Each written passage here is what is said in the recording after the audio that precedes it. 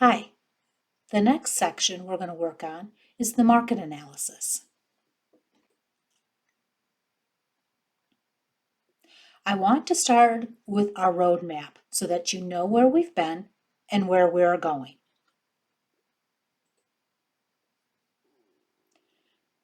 The market section is not the same thing as marketing or advertising. It's about identifying and describing the market for your business idea. There are 6 questions we are going to research and include in the market section of our feasibility study. The answers to these questions will guide you as you develop your business idea, write a business plan, and launch the business.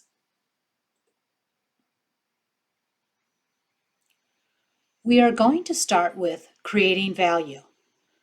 The first step is to identify an unfulfilled need, which entails market research and knowledge of our target customer.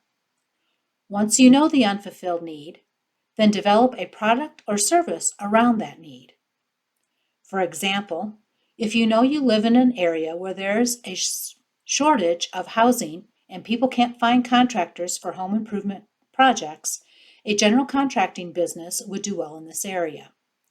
The value proposition is the set of benefits a business promises to deliver to customers to satisfy the need. It's how businesses differentiate and position their brands in the marketplace. Using my general contractor example, they may do more market research and see a growing trend for remodels for houses built prior to 1970. These houses have special needs and often have to be brought up to code in terms of plumbing, electrical, heating, and cooling. Specializing in this type of remodeling helps differentiate and position the business in the marketplace. The specialization would also provide a competitive advantage for the business over other general contractors who focus on new, standardized construction. Take a moment to think about this statement. Companies sell benefits, they don't sell products. What does that mean to you? A good example of this is my iPhone. I didn't buy a phone. I bought the benefits of having all my email with me, the ability to FaceTime with distant family, the ability for people to reach me wherever I'm at, the ability to get directions whenever I need them, the ability to pay for parking through an app, news stories at my fingertips without having to carry newspapers or magazines, the ability to take impromptu pictures and videos to capture the moment, and the list goes on and on. The benefits are efficiency and ease of use. The experience I have with my iPhone and avoiding the hassle of dealing with an outdated phone keeps me updating it every other year. Thinking of my personal value equation, where value is equal to the benefits received minus the price and hassle. There's no way I'd spend that much every other year if the benefits weren't there. So what is competitive advantage and how do you find a niche? Competitive advantage is the edge that a firm has over its competitor, usually around cost or differentiation. It is replicable, and that's an important distinction. Remember, replicable means somebody else can do it just like you're doing it too. And the niche is the place in the market, a specific need that the product or service provides. Think of stores that offer products at a low cost, like Walmart, or they may offer higher quality, like Target, or greater customer experience, like Nordstrom. Maybe you want to buy a sweater. What do you value from that buying experience? If you just focus on cost, you'll go to Walmart. If you want higher quality, customer service in the store, or ease of returns, and price is not the main consideration, you'll choose Nordstrom. Customers need to be able to articulate your edge. They need to know what makes your offering unique, and they need to value that uniqueness. If you don't know much about Nordstrom or don't value their uniqueness, you won't pay the higher prices and shop there. Another way I find it helpful to think about differentiation is the analogy of vitamins versus painkillers. Painkillers are solutions to address urgent needs. It solves an immediate problem as customers have a high willingness to pay, and it's more transactional. When you have an acute pain, this is a, oh my God, this is a bad pain. You are looking for a painkiller, an immediate solution. The important thing to note is the willingness to pay more and is more transactional, meaning one and done. If you have more of a chronic pain or an ongoing pain, then you look for a vitamin solution. These solutions address less urgent needs or uncertain gains. Customers are less willing to pay, but they tend to be repeat customers. Using my business, Quantax offered a vitamin solution. We were very successful in keeping clients out of trouble with the IRS in the state of California. But our niche to get clients out of trouble once they got into trouble was not something that we wanted to do. Because of this, we had more of a vitamin solution. Basically, do the right thing, make sure you can back up your tax return deductions with all the receipts, etc., to make sure you stay out of trouble. Make sure you know the tax law, you know the rules of the game well, and you play it well. They were more repeat customers that came back every year. We had defined revenues, but they weren't as willing to pay as much for that service because those long-term clients were great, but they didn't necessarily value us because they didn't have any experience of getting in trouble with the IRS and know how painful it would be getting out of trouble. So they really kind of lacked that situational awareness.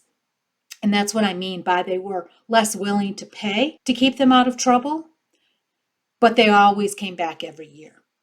Small businesses usually have a competitive advantage over bigger businesses because of that customer focus. The entrepreneur is much closer to the customer and often has a deeper relationship than a corporate CEO. Also, small businesses are better able to adapt to changing market conditions quickly. They have the ability to specialize in certain niches and have the reputation for innovation. However, small businesses often lack name and product recognition that bigger companies have. For instance, Quantax have very little name recognition compared to PricewaterhouseCoopers. Who is your customer? Let's talk STP, segmentation, targeting, and positioning.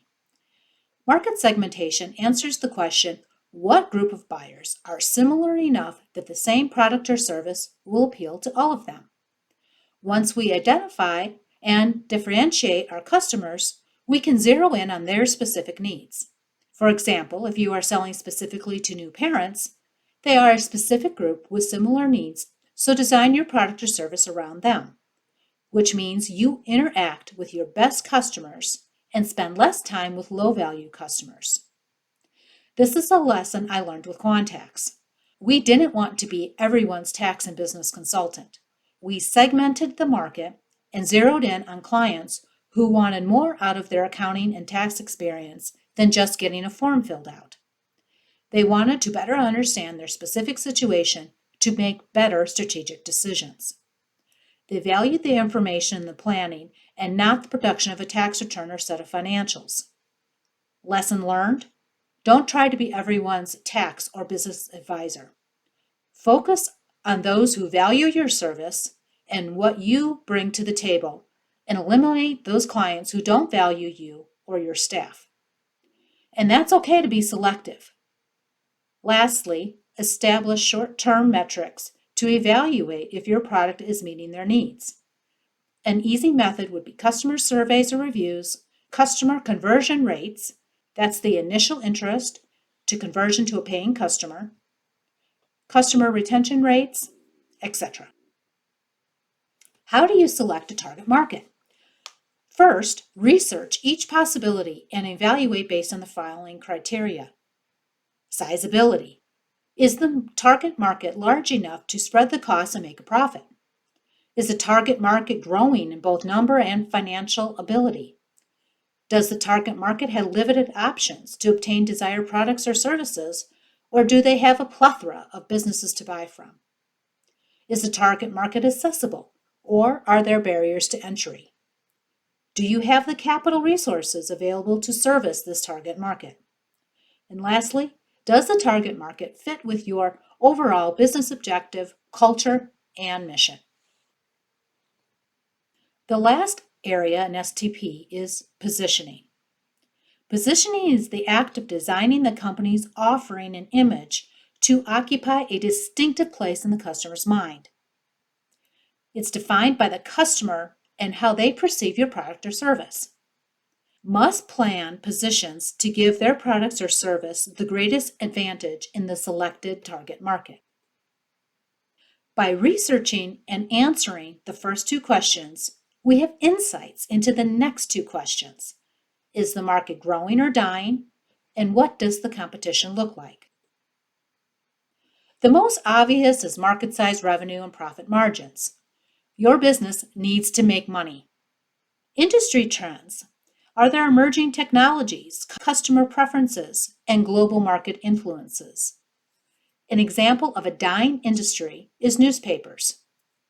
A business around printed newspapers maybe isn't the best idea right now. Regulatory factors are how government policies influence market growth or decline.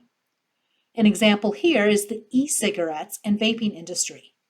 There's a lot of government attention here, so tread lightly when developing a product or service in this market. Innovation in technology is another given. Maybe a product or service within the EV car market in mind would be a good thing to develop. Has there been a societal shift associated with the market? Marijuana legalization and its medicinal pain relief application has shifted society's acceptance of this. Lastly, does your market have any global implications? Renewable energy products or services come to mind, especially with the global interest in climate change and the Paris Climate Accord. You also need to know who your competitors are. There are two types of competitors, direct and indirect. Direct would be the exact same thing that you do. Think about McDonald's and Burger King. Then there's indirect, those who do similar things. Think McDonald's and Pizza Hut. Another example would be McDonald's and grocery stores, because both sell food, but it's indirect competition. I would argue Pizza Hut is more of a competitor than a grocery store because McDonald's customers want their food now, and they don't want to prepare it. But still, grocery stores, like the prepare at home, is still indirect competition and would take sales away from McDonald's. What are your competitor strategies and tactics? And can there be new competition? Having competitive intelligence means improving your reaction time to their moves, but better yet, to anticipate their moves and either react quicker or before they have a chance to act. And you need to continually differentiate your product from theirs, meaning make sure you maintain or improve your product or service's uniqueness and that customers are aware of this uniqueness. The last two questions, market research and forecasting sales, are more involved, so there will be a separate lecture on each. Look for those, and I'll wrap up the market section at the end of forecasting sales.